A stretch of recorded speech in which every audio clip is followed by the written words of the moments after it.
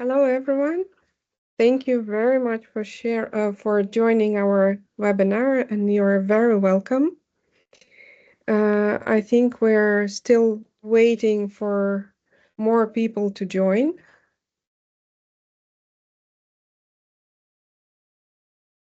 So once we wait a couple of minutes, I will share the outline of this webinar, and then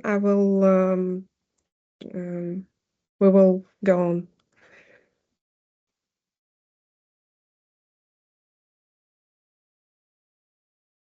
So if you were thinking about bringing tea, now I think it's the moment.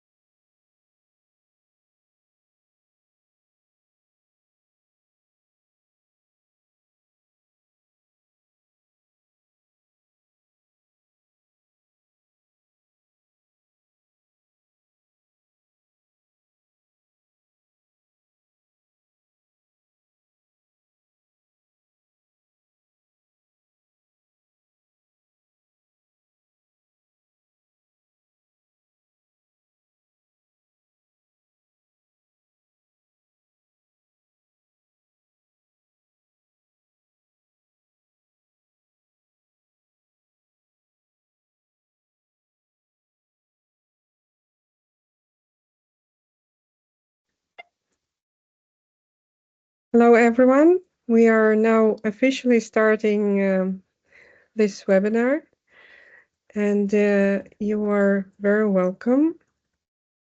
So this meeting will be recorded and archived on the EFFoST webpage. So please turn off your microphone unless you are invited by the moderator. And if you have any questions during the presentation, feel free to type them in the chat box, and our moderator will be tracking these during the Q&A session. So about the schedule for today, I will introduce the EFFoST, our organization. My name is Anna Alexeeva, and I work for EFFoST together with my colleagues. And then later on, we will look into a live survey, because I also want to know a bit more about you and what you are interested in, what field are you coming from. Then we will have our first speaker who will give 15 minutes talk, and then it will be followed by an open discussion. And then there would be time for the second speaker. And after that, we will summarize our discussion and talk about challenges and opportunities and ways to solve these challenges in the digitalization of food systems. And after that, we will wrap up our meeting. So to introduce the EFFoST, we are a European Federation of Food Science and Technology. And we are based in the Netherlands, but we operate within Europe, European countries, and also worldwide, because we have partners in many different countries. So we are focusing on networking and collaborating, bringing together academia and industry and policymakers. We share the knowledge and we collaborate on various EU Horizon projects, but we also organize a large EFFoST conference. So last year it was in Portugal and it was almost 1,000 participants. In the conference, we share our insights from our projects. We invite speakers from different countries, and we talk about challenges and opportunities within food science and food technology. We grow our network as EFFoST Society.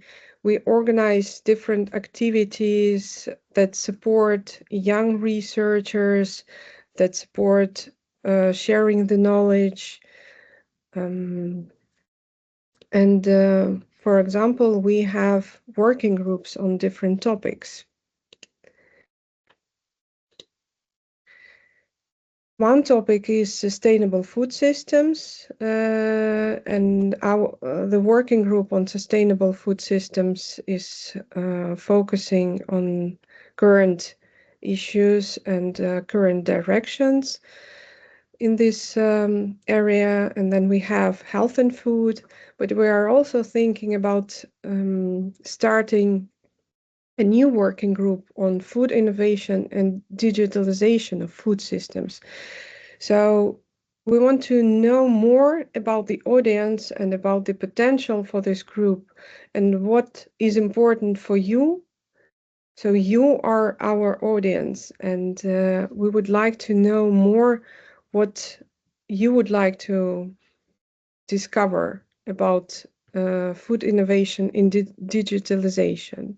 So for more information about our working groups, you can check this QR code.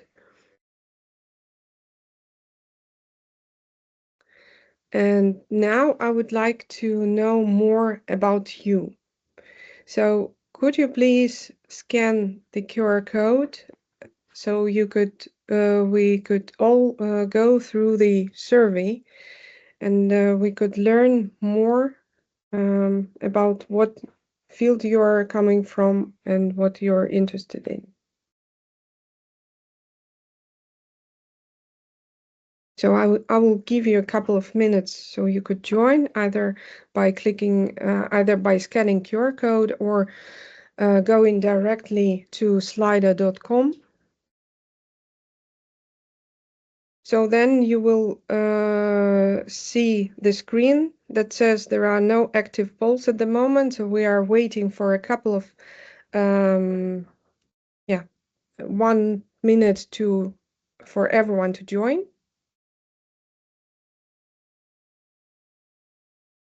And then we will put the first slide of the poll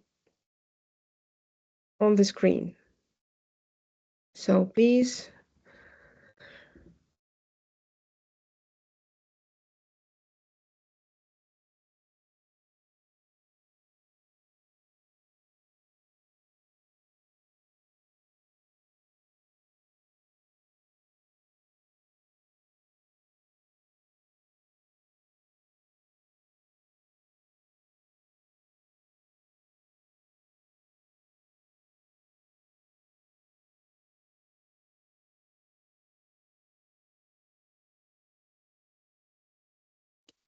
Can you see it?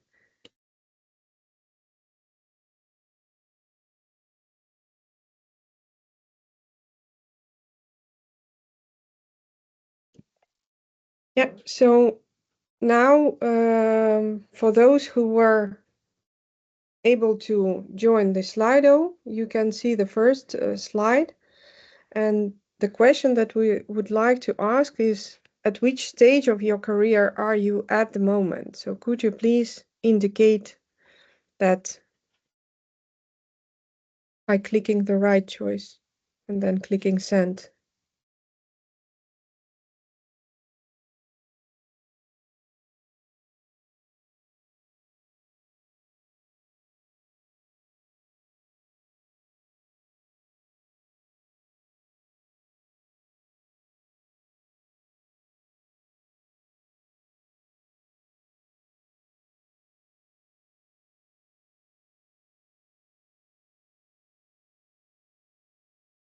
So we now see that the senior researchers and managers, as well as junior researchers and managers, are the most represented part of our audience. So now we can go to the next slide. So we are curious how familiar you are with different AI tools and with AI in general.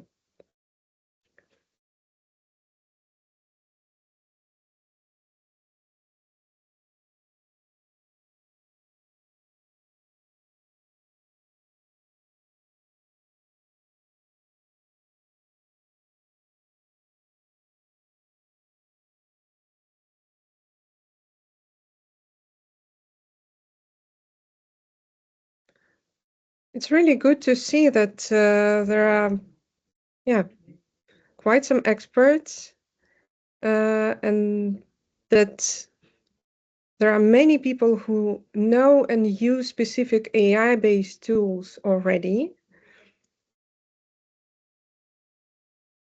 and that you are using AI for daily life.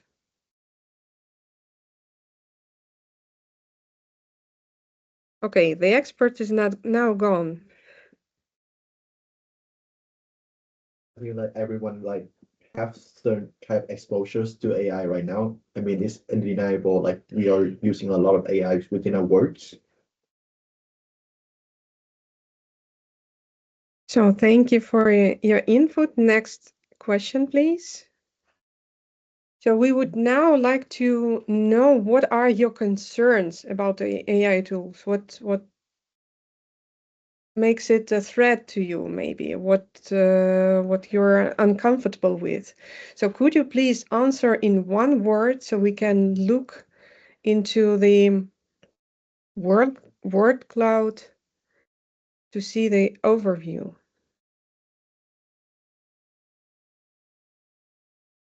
And as expected, the privacy is the most concern.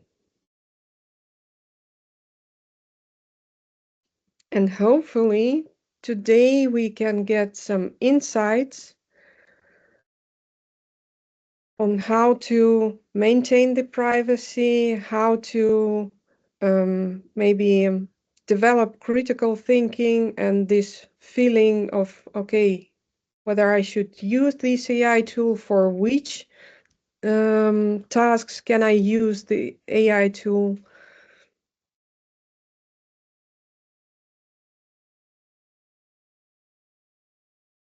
I will make a screenshot.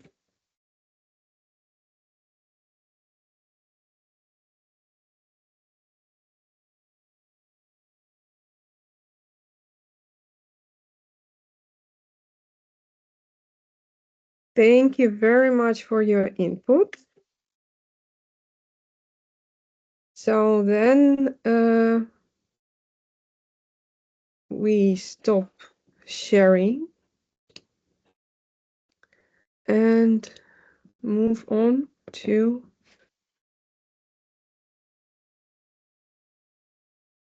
our slides.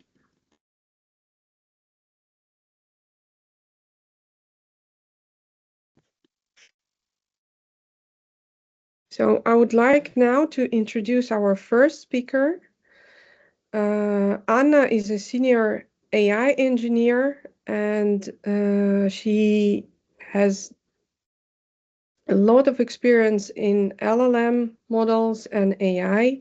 But before that, she did her PhD in neuroscience in Italy. So since then, she's been working there in different organizations.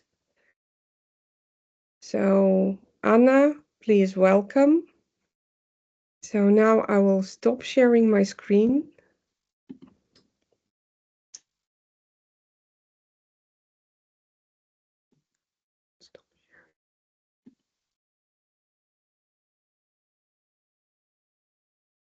Okay, can I share mine? I guess Yes. so. Thanks for the presentation. Let me see if my sharing again works. Just a second. Let me see if it works like this.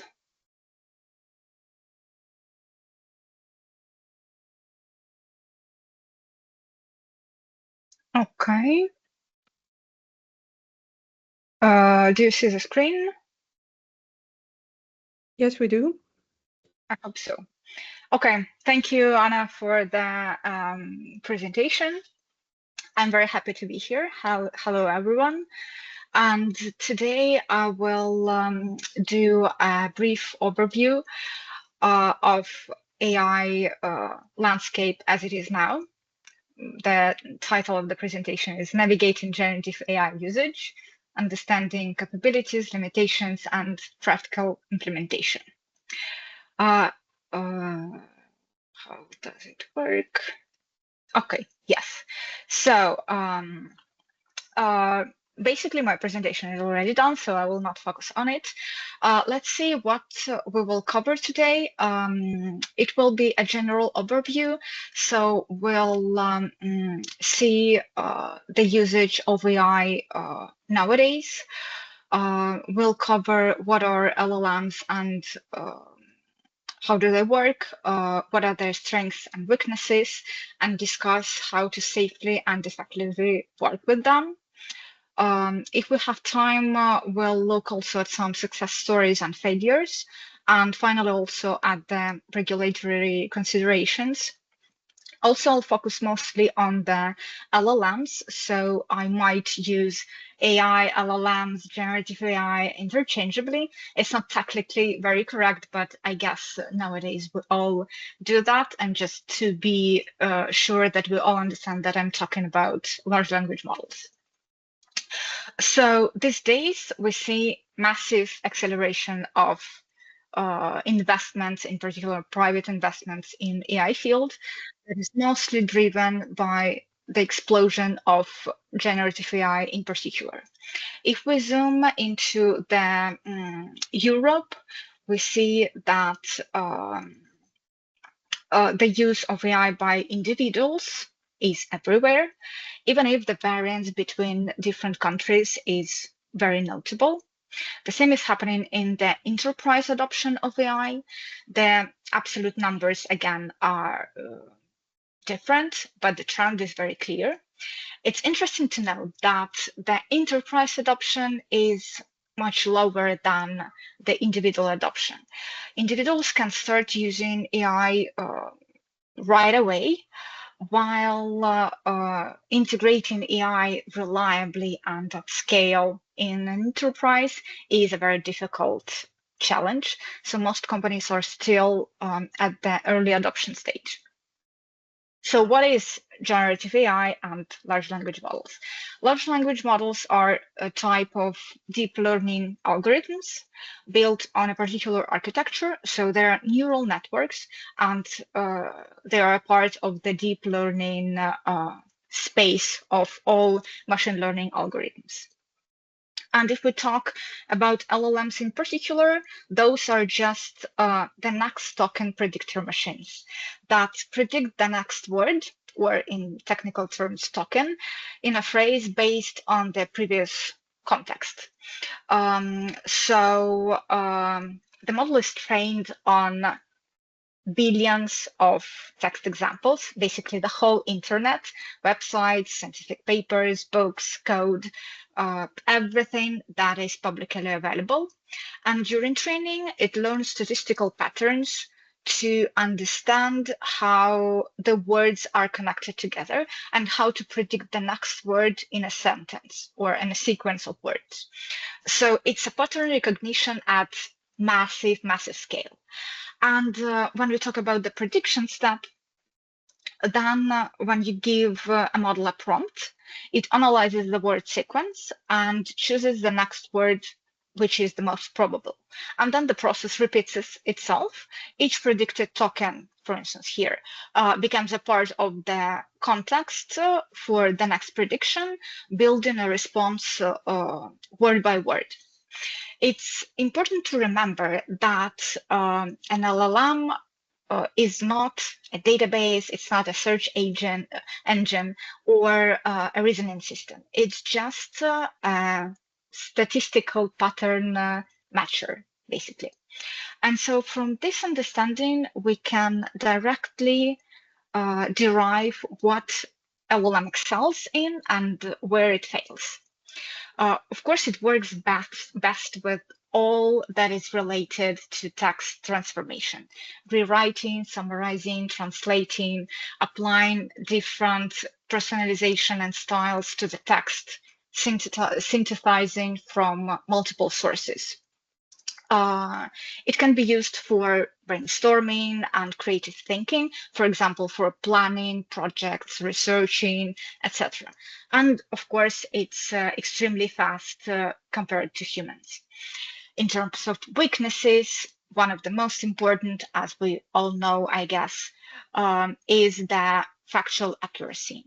LLMs can generate factually incorrect statements that seem extremely plausible. This is basically what they were trained to do, to complete patterns without actually real factual checks that are intrinsic to how the process works. So hallucinations are basically inevitable. And the only thing that we can do is to mitigate this risk. LLMs are not very good at math and logical reasoning, although some of new models are learning to do that better.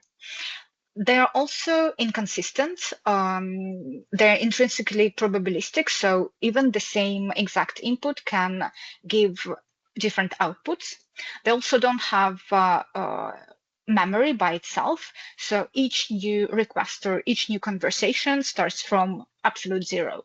They do not learn in between sessions or kind of in between the conversations. They also cannot know any information after the point from where they were trained, and they also have no access to the proprietary information or personal information if you do not have, if you do not give them this access directly. Also, in terms of pure algorithms, those are lack inspectability and observability. So when we talk about all these limitations, we're talking mostly about the pure LLM model.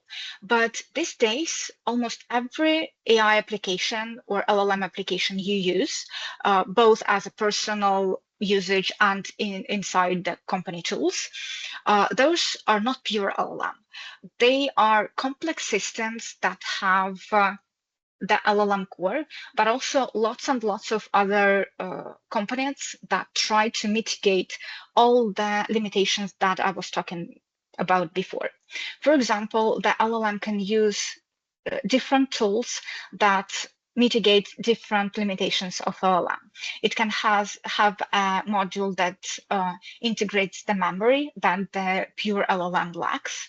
It can have different verification checks that could be both LLMs and automatic verification systems.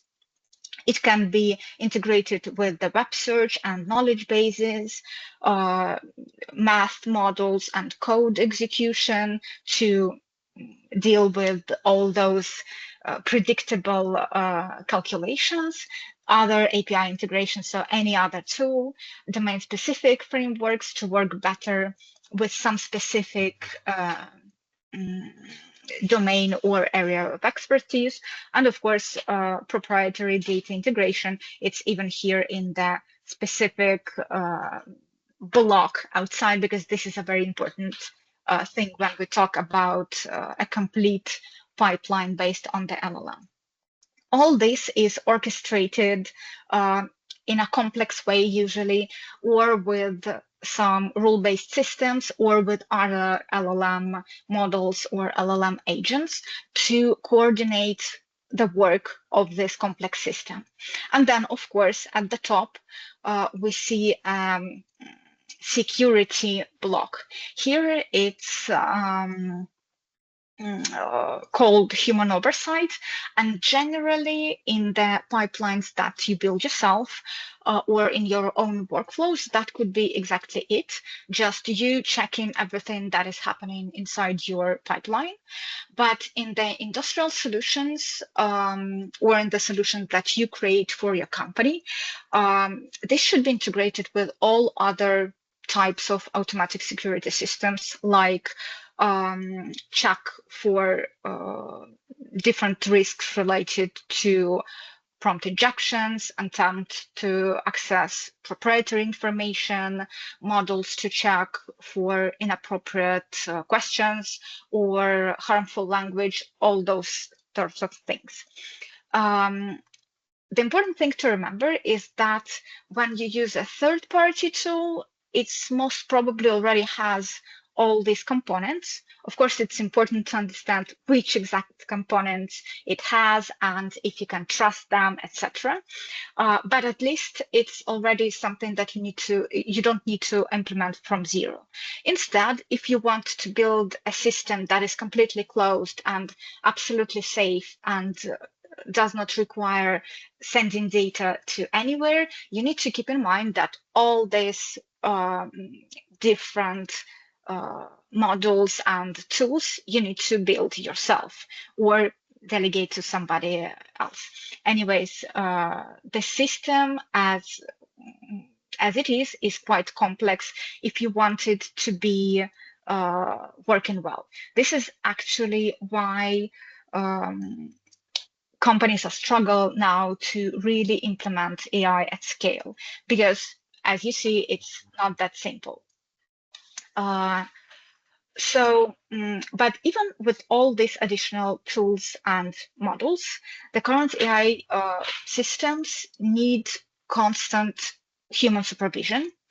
And basically, the best way currently to use AI is to collaborate with it. And this could be visualized as quadrants along those two axes. So how much expertise you personally have in the domain where you try to use AI, and what are the consequences of the error if the output is wrong. And when we talk about low expertise and low consequence, it's basically a learning zone. You can explore adjacent fields, understand unfamiliar methodologies. You're learning, AI helps you, but the stakes are low, so the mistakes are okay. It's an absolute green zone. But as soon as the consequences of error grow, we enter in the danger zone. Here, you don't have the expertise to control all the outputs of the AI. And as we said before, AI is very good at presenting information that is not true in a compelling mode. So it's very difficult if you're not an absolute expert to verify the output, because they all seem plausible. And this is the zone to absolutely avoid. If you lack expertise in some domain, ask an expert. Do not rely on the AI if you cannot control the outputs. Then we have a quadrant where your expertise is high and the consequence of error is low. And these are basically quick wins and all the experimentation that you can do when you start to work with AI. This is definitely the quadrant to start with if you want not just to learn something, but really gain some value from the AI. And then, of course, the most interesting and important one is the right upper quadrant, where we see the maximum value where your expertise is very high in the domain, but also the importance of the task is high. And here is where we see that the experts gain all those benefits that the AI can give them, maxing their productivity, basically. So the key insight is that AI does not replace experts. It requires your expertise, and the more expertise you have, the more value you can safely extract from the AI. And now let's see if all this theory actually translates to where companies do use AI. And here on the diagram, we see that, of course, information and communication is at the top because we talk about natural language, and here is where LLMs excel, but also to note a high usage of LLMs in professional, scientific, and technical activities. And I think this is something that, especially for you, can be very valuable. And so I think this is the good field where you can start experimenting with AI. Now let's see a few of examples of AI usage in the food-related industries. I'm not an expert in this particular area, so those are just examples of what people are doing with LLMs. And for instance, Cradle Bio, this company, uses generative AI to design new proteins from scratch, and this speeds up the R&D cycles immensely. So this is already a super useful use case. Then the Flavor AI, for instance, designs fermentation processes that eliminate the off flavors in plant proteins naturally without adding additives. So this is another interesting use case.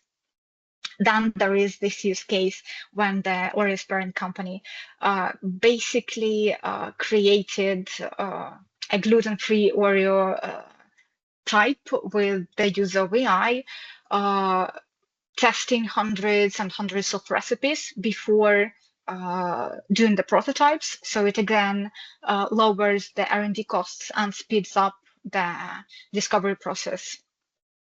And another AI integration example is the collaboration of Nestlé to discover new biodegradable materials. And again, this is an R&D implementation. But of course, there are also lots of examples of AI integration failures. And to some extent, those are even more interesting to look into. For example, Coca-Cola launched a new product that was marketed as AI-generated flavor, but it didn't really have a success among the consumers. And this is maybe a sign that you can use AI for R&D purposes, but then the subjective taste is still a subjective taste. And it's hard to automatize this or have real results or precise results in this field just with AI without any other tests.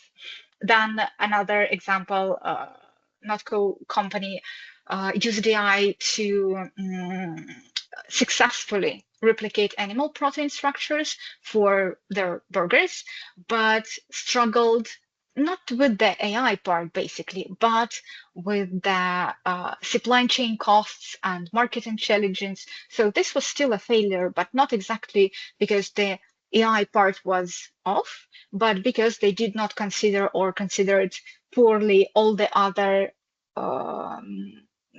kind of sides of their project.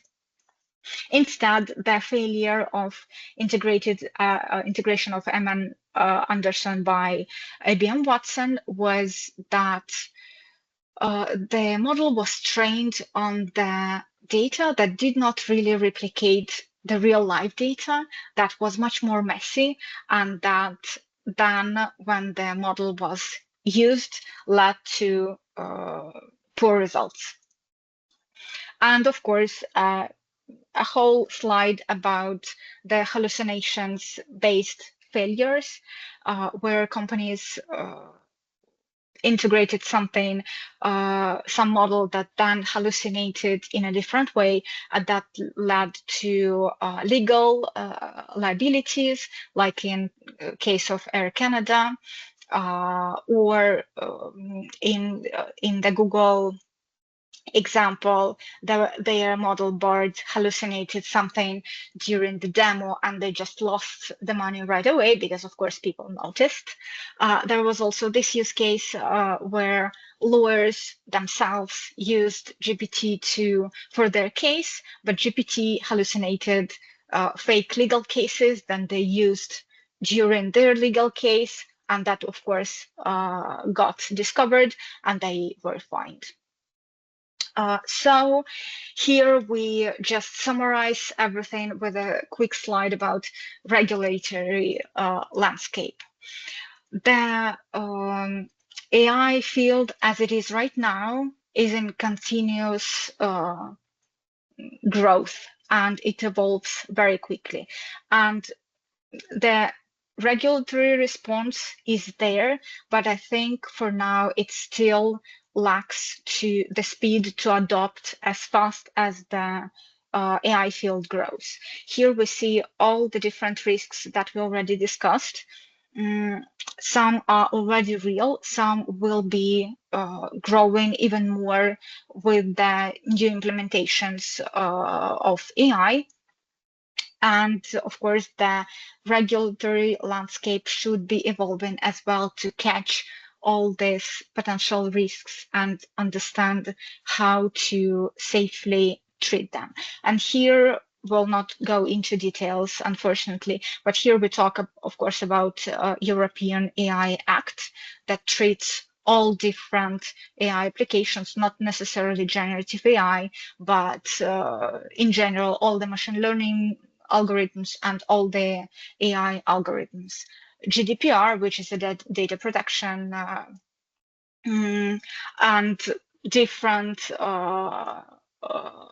liability risks that we also discussed before, and of course the copyright law, which is very important in this particular case because, as you know, LLMs are trained on all data in basically on the internet, and nowadays we understand that it wasn't really done in a very good way. So yes, they claim that they were using only open source data, but when you consume the whole internet, it's not always possible, or it's very difficult to distinguish between what is proprietary and what is real open source.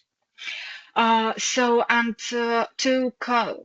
these are the other legal cases, but basically to finalize this presentation, the key takeaways could be the fact to remember that AI amplifies experts and does not replace them, and we need domain expertise to integrate AI and make AI valuable and safe. When you start working with AI, it's good to keep in mind this 4-quadrant system and focus or on the low risk quadrants or in this upper quadrant when you have the maximum output, but you need a high expertise to do that. Then it's a good point to start very specific and scale gradually, and then, of course, always design for human oversight. And that concludes my presentation. Thank you very much. I think now we can go to questions, I think. Thank you very much, Anna. Thank you very much for your presentation and for your insights. Are there any questions that, if you would like to ask a question, please put it in the chat. Meanwhile, I have one question that I would like to ask. So, with this development of different AI tools and language models, what is the current situation with the viruses? So can we expect an AI virus pandemic that might really take its toll and damage the AI tools that have been developed? So is there some sort of an arm race that there are viruses that some people invent using AI tools, but there are also AI tools that would catch these viruses and it would be the same dynamics? So what's your opinion on that? Yeah, that's a super interesting question. I don't have precise statistics or precise information about this. As I understand, at least theoretically, the development of bioweapons, and in this case, it would be a bioweapon, is prohibited, which does not make it does not mean that nobody's working on this. And in theory, it is absolutely plausible, or at least it feels plausible, that if not creation of viruses from scratch, but developing different techniques to maybe modify existent ones, etc., because there are models that work directly with protein creation and different tests that you can do even without really going to the lab, just experimenting with the model that speeds up everything a lot. This can help you to advance in this area. But I do not know any real specifics if anybody is working on this, even in just purely scientific, from the scientific point. Thank you. Thank you for your answer. I was actually referring to digital viruses that could the malware that can Okay. really Yeah, okay. damage. That's yeah, it's just it's hard to kind of cancel my biology background. So when I'm talking in a somewhat biologically related area, I switch completely to this side. Yeah, in terms of IT security risks, yeah, this would be interesting to see, and I think it can be directed to purely IT risks when LLM helps you to find breaches in the security. This is definitely happening. But it will also be even more interesting when people will start implementing AI at scale, because then we will rely more and more on different agents, on different tools, and then they basically would be talking between themselves. And with time, we will kind of give them more autonomy. And then from there, of course, it gives you advantages, but it opens all the different security risks. It's the same as with the development of the internet. It gives you lots of new opportunities, but then it creates lots of issues that you need to mitigate while you implement it.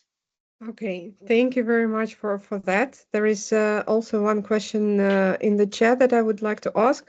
So could you please clarify the link between generative AI and genetic AI, multigenic AI, and embodied AI? That's an interesting question, and I don't really know all these terms. Potentially they could be specific terms that are used in some specific fields, for instance, biology-related fields.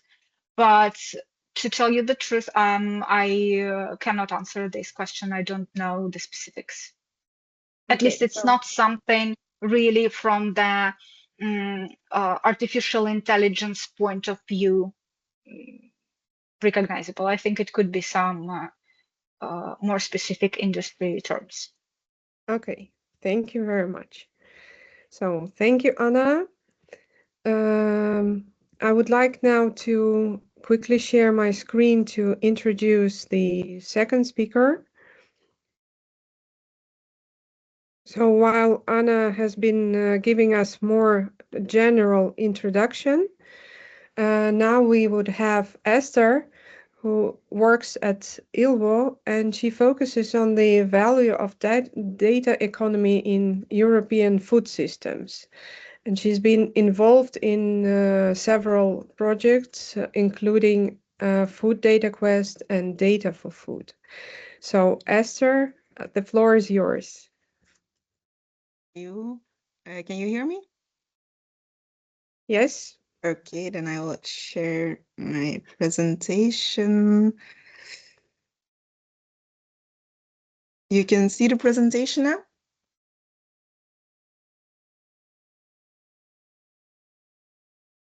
Yes, Yeah? we can see the Okay, presentation. sorry. I couldn't see you for a second, so. All right, good afternoon, everyone. Today I will give a short presentation on the dynamics and emergence of data sharing in the agri-food sector. So yeah, the previous presenter talked a lot about AI. I will not really focus on that today, but more on the valorization part of data in the food system itself. So as I said, my name is Esther. I work for EFFoST, which is the Flemish Research Institute for Agriculture, Fisheries and Food, which is a research center of the Flemish government with a simple, not a simple mission, but a clear mission, and that is to make the agriculture, fisheries, and agri-food sectors more sustainable. We are located in Flanders, here in Belgium, but we have projects running regional, but also in Europe and the rest of the world. So we have quite a broad network in the agri-food research community. So to start this story a bit, let's look at the evolution of IT in agri-food. If we look at how it all started mainly and what is the most simple way to implement IT in agri-food, we look at products and processes and how we can improve those. And then we have apps that can help process operators and production processes to improve. On another level, we have then more in the management way, in the farm management way, that we have farm information systems to support yield management and so on.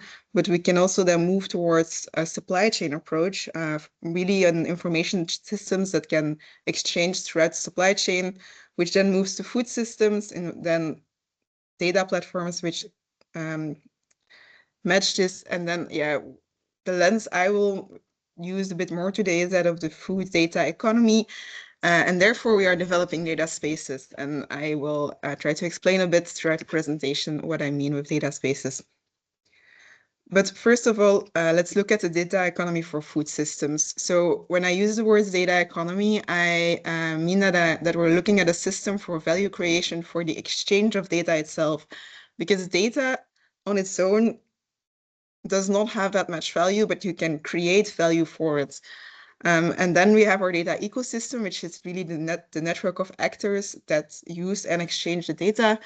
And then we have, of course, our food system, in which we really look at farm-to-fork supply chains and our involved actors. So the relationship between the data economy and the data ecosystem is quite straightforward. The data economy influences the ecosystem and it defines which actors are there.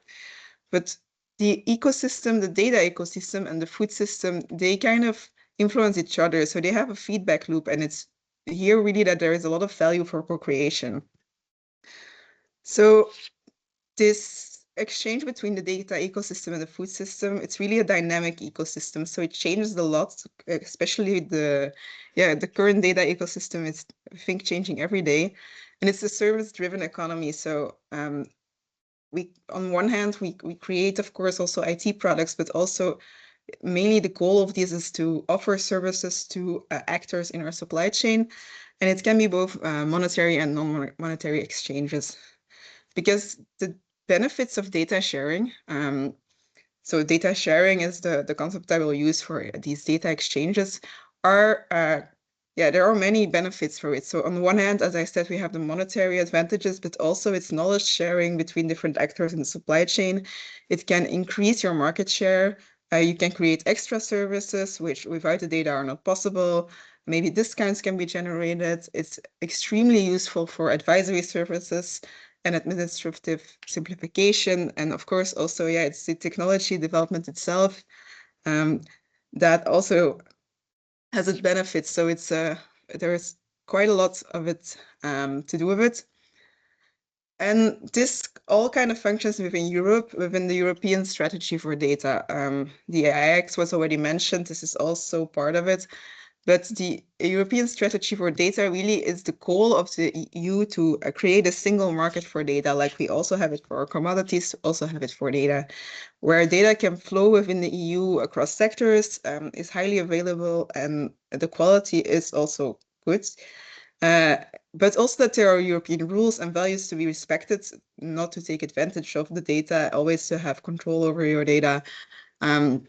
And that is where the data space world comes in. The data spaces are systems in which data can be shared. So, for example, I will later on give an example of the data sharing platform we have here in Flanders in the agricultural sector. But the common European data spaces, how the EU calls it, the goal of these developments is really to be able to exchange data across borders, which of course has a lot of challenges on not only language, but other semantics, interoperability, and so on. But the EU currently has a program to develop these data spaces in 14 areas. So agriculture is one of them. But we see that there's also a lot of other fields in which these developments are happening. So we have one for energy, we have one for tourism, one for media. Health is a very important one also to collaborate with the agriculture and the food data space. And the idea is that also not only the data sharing initiatives per region are connected, but also it's possible to exchange data across borders, across different fields. That's kind of the goal where the EU is going for right now. And for the agricultural data space, the seeds is the project that we call it. ILVO is their coordinator, and it's with a lot of different partners all over the European Union that we're trying to establish this. It's still being developed. If you have any interest in it, always feel free to reach out. We are always looking for new cases.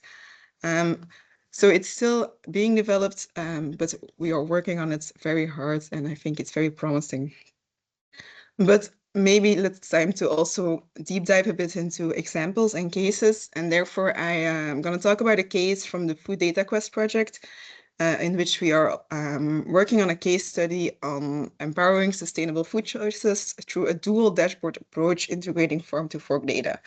What I mean with this is, with the dual dashboard approach particularly, we are developing a dashboard for retailers and one for consumers to make more informed decisions.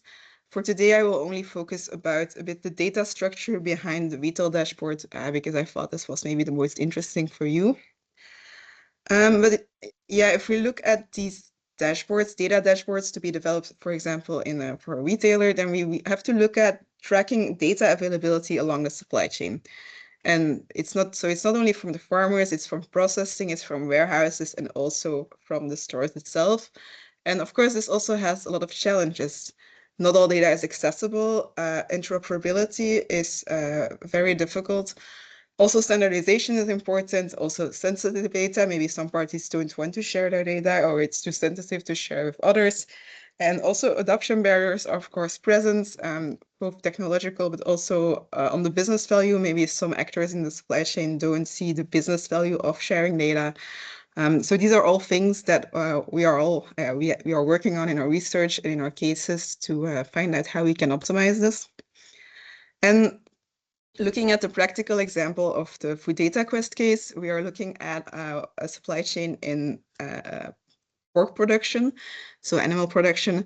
And we wanted to track the data availability along a supply chain in which pigs were fed a particular type of circular feed, which is produced with a rest stream from the bakery industry. And the feed goes to the farmer, then it goes to the processing, which is the slaughterhouse, and it goes to retail. And then we have our pork cutlets. But to give you some examples of the challenges we have here, how can now the retailer know that the pigs are fed with circular feed? Therefore, the retailer has to make a request to the farmer. Can you prove this? Therefore, the circular feed certification needs to go from the feed company to the farmer. And then the farmer has to, again, also forward this to the retailer. Now, an additional question is, how can the farmer know the effect of the type of feed on the meat quality of their pigs? Therefore, the farmer has to connect to the slaughterhouse, and the slaughterhouse has to send data back to the farmer. Another question is that maybe the retailer also wants to have information about the meat quality based on the feed parameters. And then again, the retailer has to do a request to the farmer, and data has to flow again to the retailer. So this is just one example of one particular type of situation, and you can already see that we gonna create this sort of, we like to call it our tangled spaghetti. Our data flows, our request, it's gonna be quite a complex system. And then the question is how to solve this. And how we like to see it here is how to optimize the data flow for the retailer, for example, because all parties hold data which is linked to each other, as I showed in my previous slide. And the solution we have here is to make an identifier-based data recalling to facilitate the data sharing. What I mean with this is that the retailer has the farmer ID of the meat that was supplied to them. And based on that farmer ID, they can do a sort of recall. They can send a message to both the feed producer and the slaughterhouse. And they can then, based on the farmer ID, share the data directly to the retailer without going by the farmer. The farmer, of course, always also has to approve that his data is shared. But this already creates this system or this flow in a way easier way, also making it easier for the farmer, because I think it's everywhere in Europe that also farmers see more and more administrative burden, and this really facilitates this process. But of course, there are still a lot of questions here, because how can we then actually share this data? Okay, it's a nice ID with the identifier and the farmer ID, but what about ownership, consent, and trust, which are really important values also within the EU policy framework, but also just in real life. And therefore, at ELVO, we have developed our data sharing platform, Just Connect. And Just Connect is actually an operational platform that has been running for the last 5 years. And 1 in 4 farmers in Flanders are connected to it.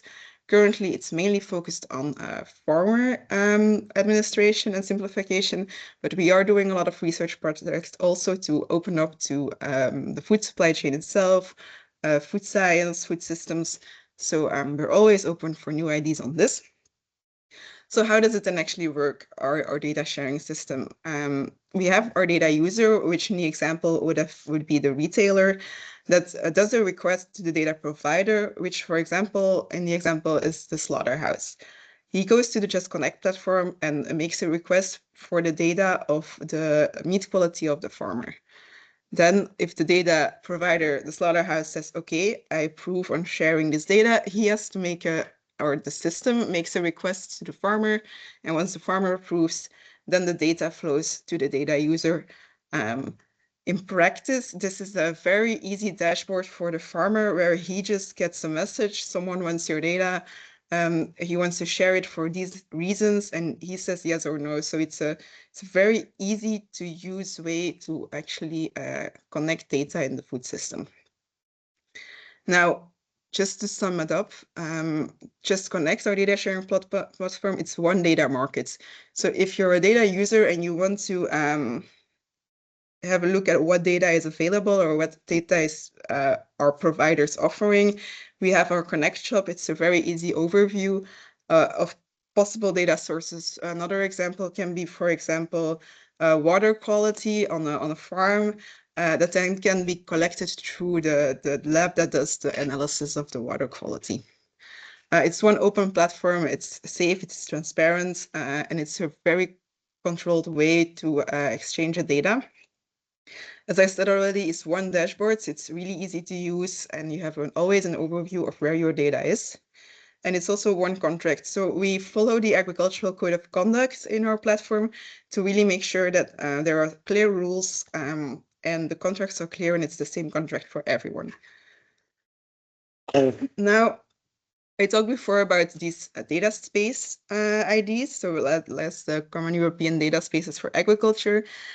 And why it's important to also still do a lot of research, and there's a lot of work on this as well, is the challenges of internationalization when we share data. Because in our example, actually, our feed producer is a Dutch company. And for those who know, you would maybe think it's not that difficult because Flanders and the Netherlands, they speak the same language. But even there, we see challenges for internationalization. Here is the example, interoperability, because in the Netherlands, the KPI calculation for the sustainability of animal feed is done differently. In a different format in the Netherlands and in Belgium. So even in a case where we speak the same language, we were only 70 kilometers apart from each other, still the system is different, and it's really trying to tackle these challenges and how to solve it, which is currently the big challenge of data sharing and creating data spaces. Now, some other examples of projects we do within ILVO. We have the Data for Food projects in which we are monitoring the data economy and also having a variety of case studies. But really our focus here is also to monitor and really to track what is going on in Europe with the data economy. As I already said, we have SEEDS, our Common European Agricultural Data Space, and Zero was a project that's focused, for example, on minimizing food waste and how data sharing can facilitate minimizing food waste. Now, to link it back a bit to the first presentation, we also work quite a lot with AI in ILVO.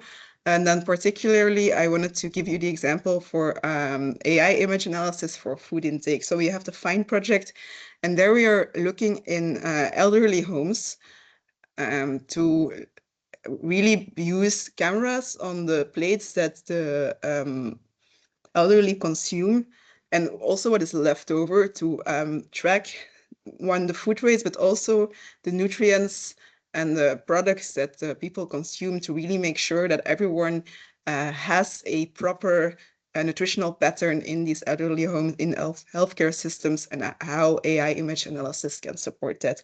It's a project that's still ongoing. I'm not myself directly involved in it, but it's a really interesting example of also how AI can support this. And for me, that was it for today. Apparently, I have no end slides. So yeah, if you have any questions, I'm happy to answer. Thank you very much, Esther. So I remind everyone, if you have any questions for Esther, you could leave it in the chat. Meanwhile, I'm curious about the data spaces outside EU, and are there any connections or at least attempts to make connections to data spaces, for example, in China or in United States, in Canada? Yeah, as far I'm not very well aware of the state of development of data spaces elsewhere, but for now the focus really is to just already have functioning data spaces here, because it's really still a challenge. It's really something that still needs a lot of research, and it's going to develop a lot in the next years. I know that in the US, they are already more advanced on it. And also, like we discussed it internally, I can only talk about ILVO, about working in with other regions, but for now, yeah, we really find it important to have proper governance of our data. And once you go out of the EU, this becomes a bigger risk because the EU has a lot of has already policies on it, and we are also very with our own data sharing platform. Then we are also very strict on the fact that our farmers always know where the data goes and they are always in control of it. And that is also an additional challenge that then comes with going outside of the EU. So that I don't have any particular examples of where we're trying to test that already. Okay, but thank you very much for sharing your opinion. Another question, how do you incorporate the volume of food in FINE project via image analysis for nutrition estimation? Well, So as I this said, is- I'm not the person that's involved in FINE. But if you have a particular question, feel free to send me an email and I can connect you to, I don't know from who the question came, but I can connect you to the researchers that are responsible because I'm not involved in the project itself, so I cannot answer. Okay, thank you very much, Esther. Maybe you can share your email in the chat. Yeah. Then Ana Garcia would like to ask a question. Is it possible that we... Yes,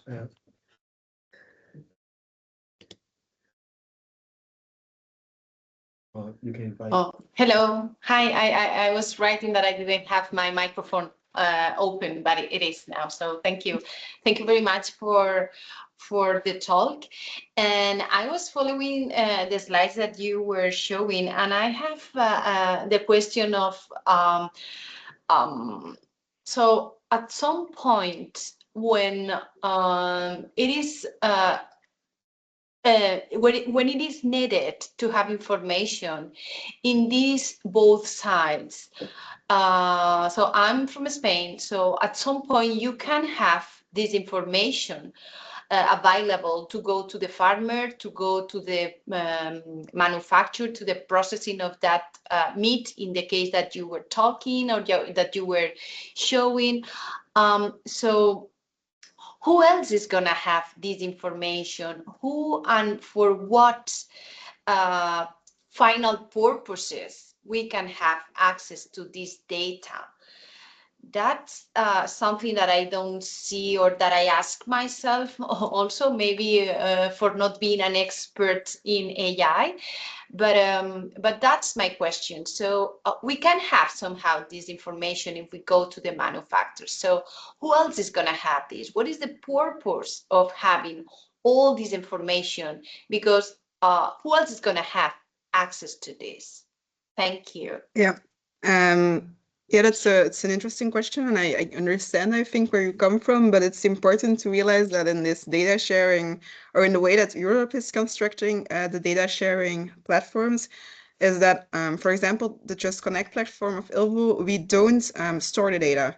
So the data is always, we are mainly like we call it a highway. We are a data highway. So we transport data from one place to the other, and it's so it's not publicly available data. So it's always the different actors will always have to request the data from each other, but it's mainly the governance around it and the contracts and the consent which is managed. But for example, the reason that we built this platform is for farmers often have to deliver data to a lot of different parties. Either it's the retailer, it can be the government, it can be slaughterhouses, and it's to make these systems more easy. I don't know if I answered your question, so more, not really. So I'm seeing that maybe you want to have like more actors to have access to that, more freedom to have access to that data, but they will be also controlled, like, so they won't be like, I don't know, they will be controlled in how and when they're having access, and this is somehow what we are providing in case that they ask for that. So that's why I try to see something further besides having this data well organized. And so that's something that I appreciate your comment, and I can see the point, but I want to see it in a longer period of time, maybe. So that's why. Yeah, I think I can elaborate on the comments for a while still.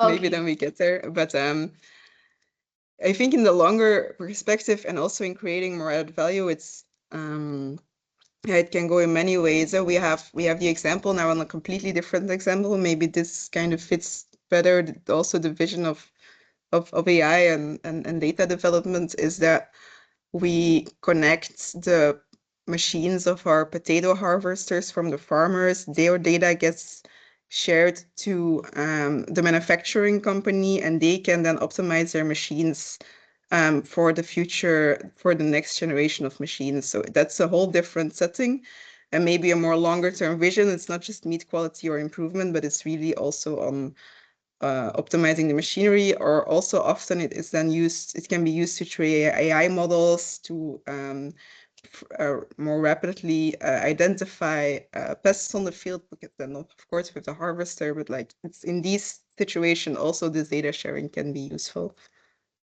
Yeah.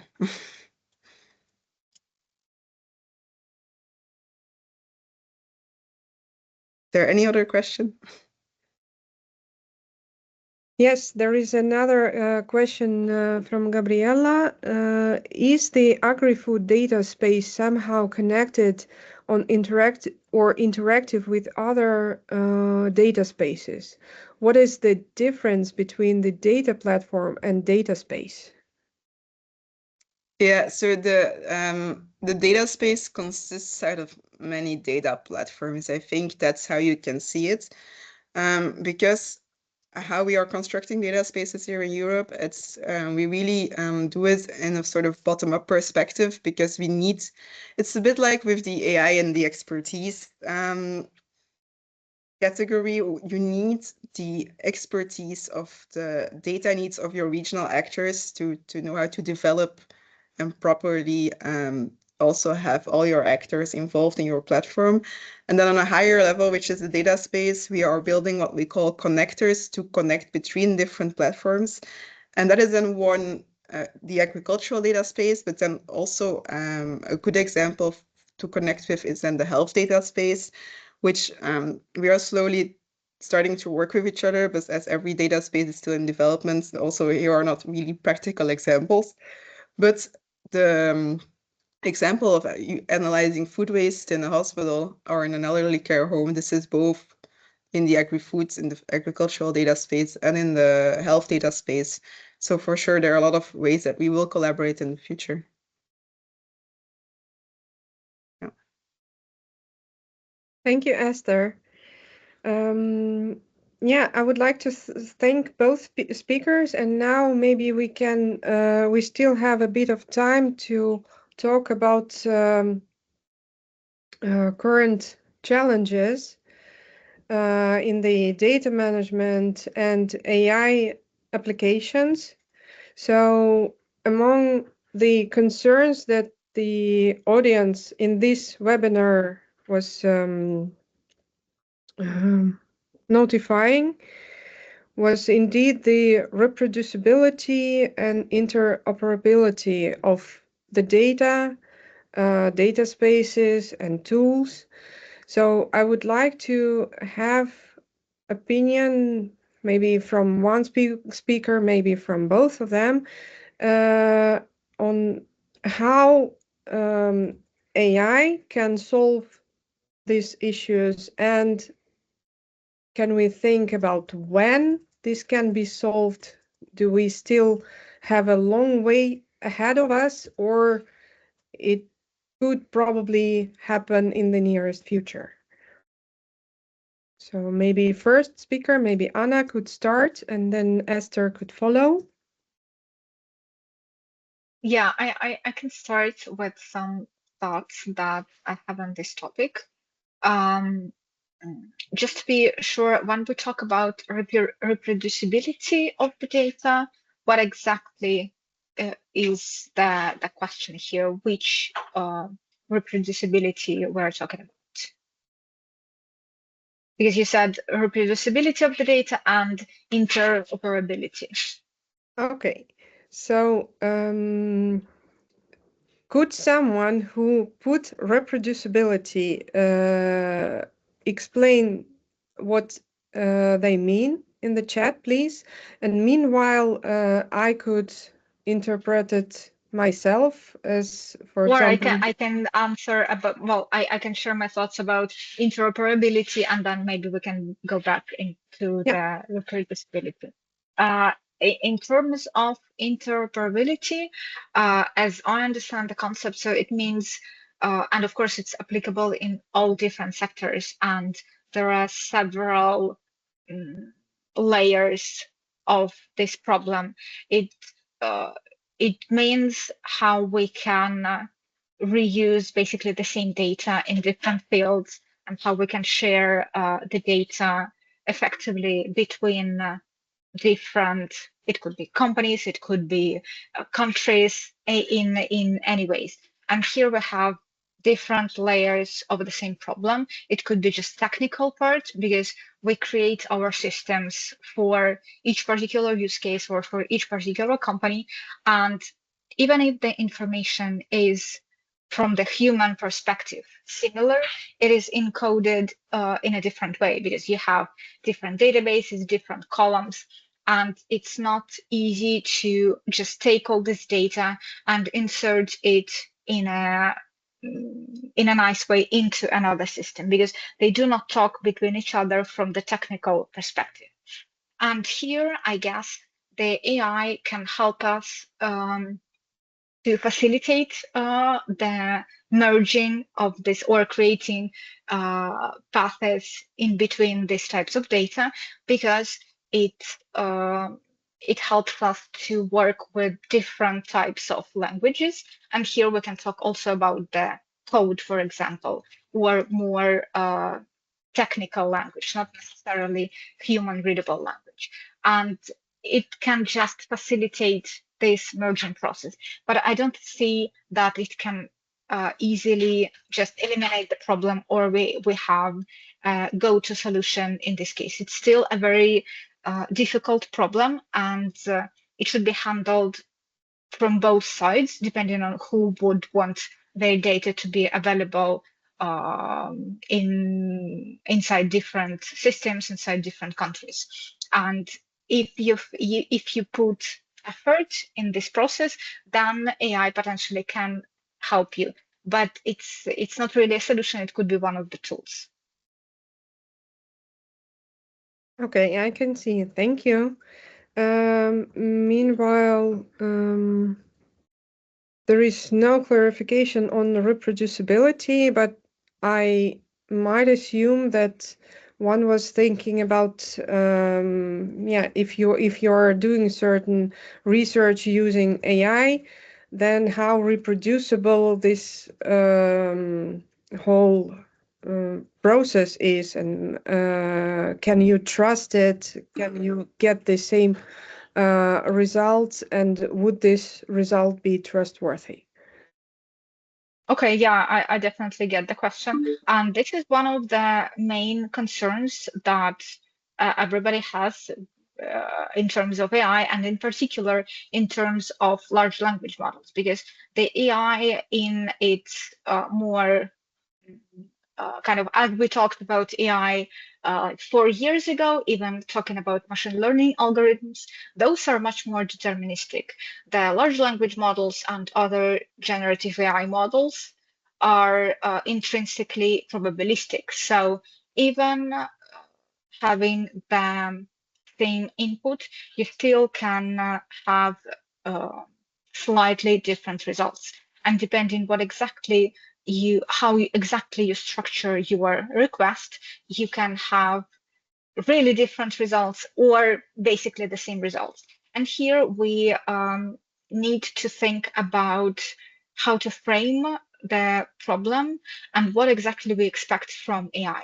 We cannot rely on it completely. So the AI could be just the center, as if you remember the slide that I was showing, it could be just the center of the whole system that you're developing. But on top of that, you should have verification systems, rule-based algorithms, yourself checking the results, your expert checking the results.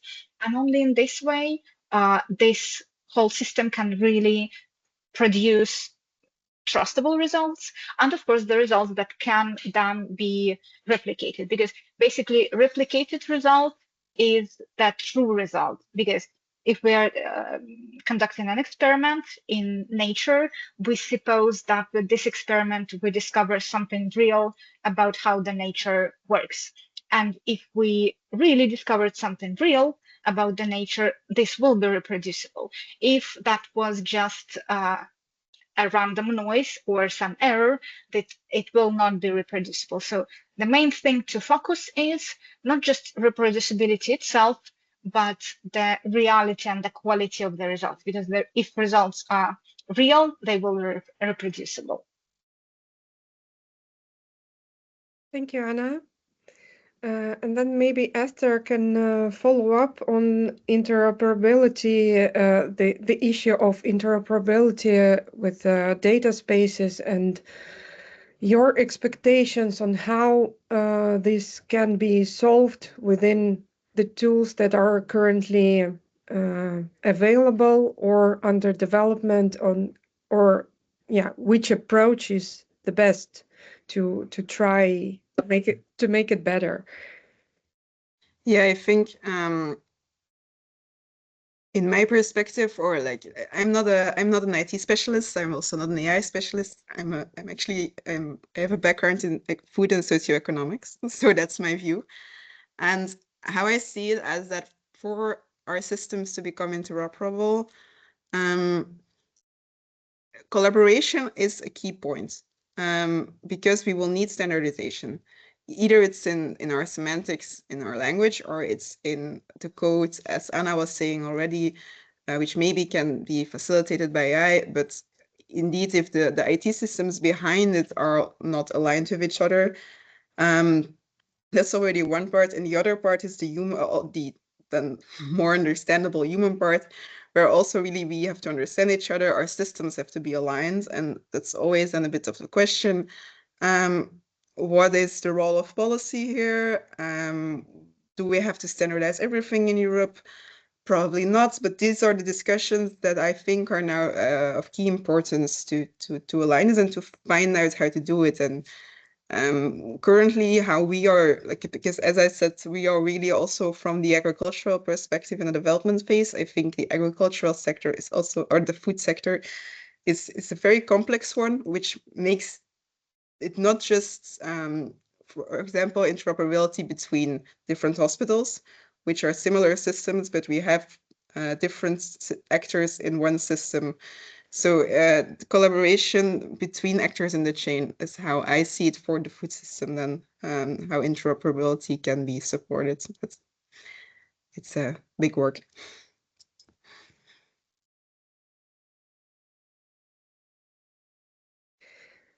Thank you very much, Esther, for sharing your opinion and your vision.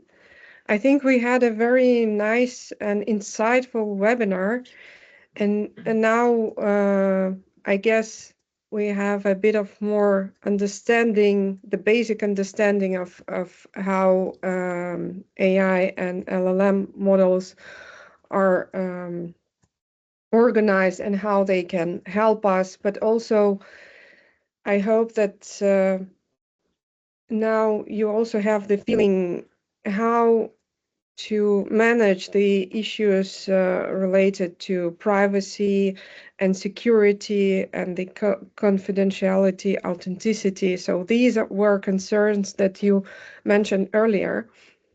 But also what we see is that the data management is much wider topic, and apart from AI and LLM, there are other aspects of this topic that we need to explore in order to create solutions for the innovation in food science and in food technology sector.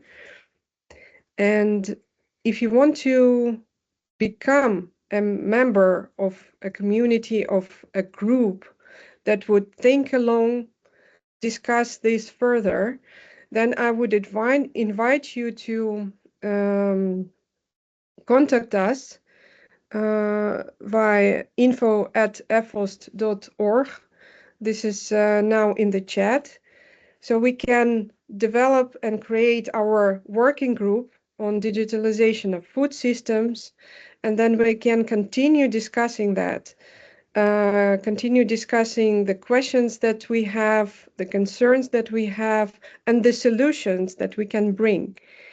So please do not mind joining us there. And I want to say thank you to both our speakers, to Anna and Esther, and also to Lan and Nicole, who are supporting an organization of this webinar.